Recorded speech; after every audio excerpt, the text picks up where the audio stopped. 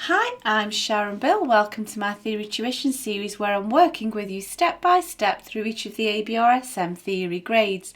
There are lots of resources available to help you on my website. If you visit sharonbill.com, you'll find some free PDF information sheets and you can download those in US letter or A4 and they accompany each step of this series. You'll find a page there with links to all of my YouTube video tutorials, and you can also access information about the books that I have available. I've written an exam technique guide, how to take your ABRSM Music Theory Exam. It's full of tips and hints on how to best prepare for your exam and also how to make the best use of your time on exam day when you're working through your exam paper. So if you go to sharonbill.com, you'll find it's all there. If you can give me a like, that would be really super, and please do subscribe to my channel to keep updated. There's lots more to come. And so now we're going to complete this paper C of the 2014 grade 3 past papers. So if you turn with me to page 12, we can have a look at that together. So I'm hoping you've had a go of this on your own first of all, and we'll check through them together now. Now this is another example of how the paper layout has changed. From 2018 onwards, these musical terms and symbols will be presented to you as multiple choice questions. However, these older papers are still an excellent revision resource, and I would just go ahead and give these their full definitions because it's really great revision to do that.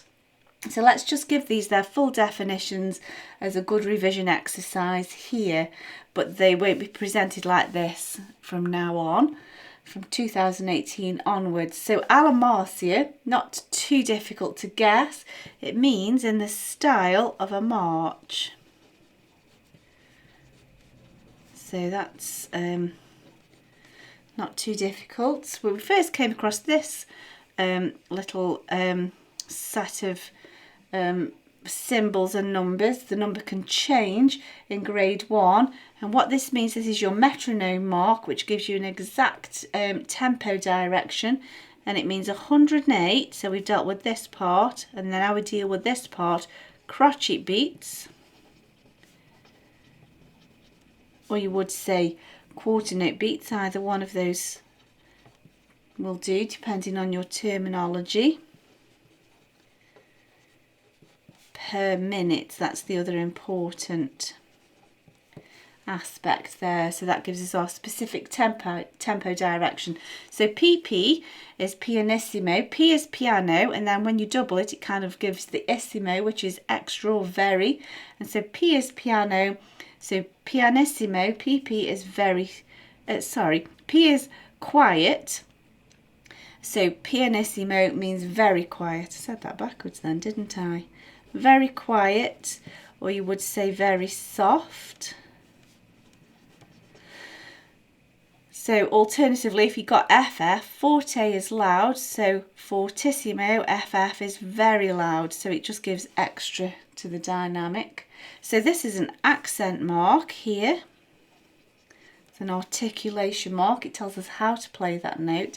Now this symbol here could mean one of two things. It could be a slur or it could be a tie, and so they're telling us which application they're referring to in bars 3 to 4. It's here, and that's joining note head to next door note head of the same pitch, and that's a tie, unlike here, for example, where it's two different pitch, making them smoothly joined together. That's also a slur. That's a slur, but here it's note head to exactly the same pitch, note head, and so that's a tie. There we go. Now then, in this next question, we're asked to name one similarity and one difference between bars 1 and bar 3. Now, without even looking, I can almost certainly guess what those similarities and differences will be. And let's just check. So bar 1 and bar 3, we can see that it's crotchets. So the rhythm is the same, but we've got different pitch, and so the pitch is different. And of course, always check that, but pretty much every time you get asked this sort of question, this will be the option. So the rhythm is the same because it's all crotchet beats or quarter notes, but the pitch is different because it's different notes. There we go. So which form of the scale of B minor is used in bar 2? So here we have a B descending to an A, G, F. Now B is the tonic, but we're coming down, so that's the 8th, not the 1st. And then we're coming down 7, 6, 5, 4 and so on. Now it's B minor, so we have our related key signature, it's related to D major. However, if it's the harmonic minor, the 7th would be raised, so we would expect to see a sharp sign there. In the melodic minor, if it's ascending, as we're going upwards, the 6th and the 7th will be raised, but then descending, it comes down in the key signature alone, and that's what's happening here. And so what we're seeing here is the descending melodic minor version. So in answer to their question, it's melodic, and we're actually in the descending form. That's just a little bit of extra information there. So we've already answered this really. Which other key has the same key signature as B minor? So our related key is D major. You just have to make sure that you know those, or you can work through and write down your circle of fifths and have a list of your major and minor key signatures to hand, and all your thinking's done there. If you're not sure how to work out that circle of fifths list of all your major and minor keys, there's a link to a video where I explain that. The link is in the description or also in the cards. So then let's press on. Name the degree of the scale, which is the last note of the melody. So here there's a couple of ways we can work this out. So if we count up from B, so a low B is here, and we count that as 1, 2, 3, 4, 5, 6. We can see that's the 6th. And if you want to double check that, if we just write out the steps of the scale, don't worry about the sharps and so on, because your key signature will do that. 1, 2, 3, 4, 5, 6, 7, 8. We can see here in the treble clef this is note G, and we can see that G is the 6th degree of the scale, so we've double checked that. If you're not careful and you don't count B as 1, 1, 2, 3, you'll end up a step out, so it's worth double checking there. So now in bars 1, is it correct that we're told these are to be played smoothly? So bar 1, we have some articulation marks here. They are staccato marks that mean they are detached, and so that's the exact opposite of smooth, and so that's false. Last little bit, write out the whole melody an octave lower. So we need to change the pitch by an octave, and we need to change the clef as well. And so if you use middle C as an anchor point, then you'll make sure you get the correct octaves. So here in the treble clef, this is the F above middle C.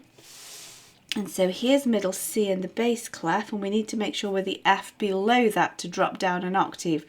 So we need to be on this F here. Any other F wouldn't quite do. Now, on the exam paper itself, this blank stave will probably be placed up here, so it's a little bit more convenient. However, on this little past paper booklet, we're going to have to just shunt up and down the page. And so I'm just going to map out my bar lines. So we've got to do the whole lot. So I'm going to try and keep my bar lines reasonably aligned to theirs, and then I shouldn't run out of space, and also I won't get lost and wonder which one I'm on. I think that one can just perhaps move that one over a little bit. I don't know though, they're not massively long bars, so we should be okay. So here we have the F that is our starting point below middle C, and then we need to go up 1, 2, 3, 4 to the B, 1, 2, 3, 4 to the B, back down to that F, back to that B, back down to the F, back to the B.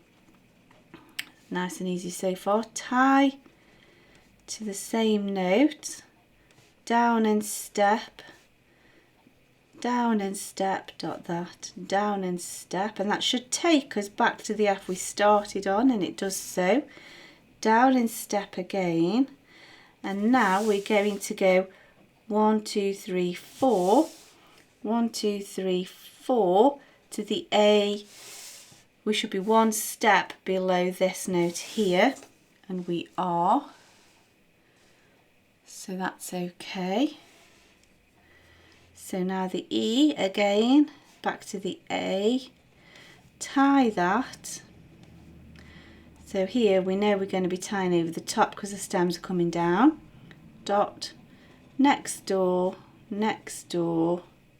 dot, next door, down a step again, and then to finish we're going to go 1, 2, 3, 4 up to the G, 1, 2, 3, 4, D, E, F, G, that's correct. So now we've just got to put our stems and things in place. So these are all going to have stems coming down because they're above the middle line. Just join those together. That's a semi, that's a semi.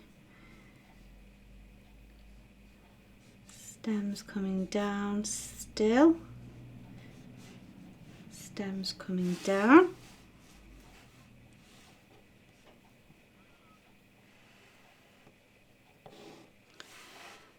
There we go, that's a semi, that's a semi.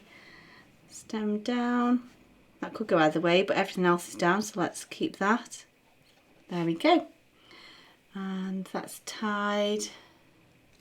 That's tied. There are articulation marks, but we're not being asked, we're not being marked on that, so actually that will be fine as it is. So there, that's that question completed.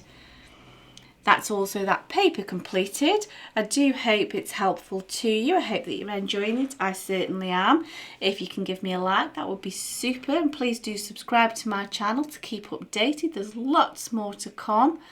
Please also do visit sharonbill.com and make use of all of the resource and information that's there to help you. Thanks for watching, and I'll see you next time. Bye.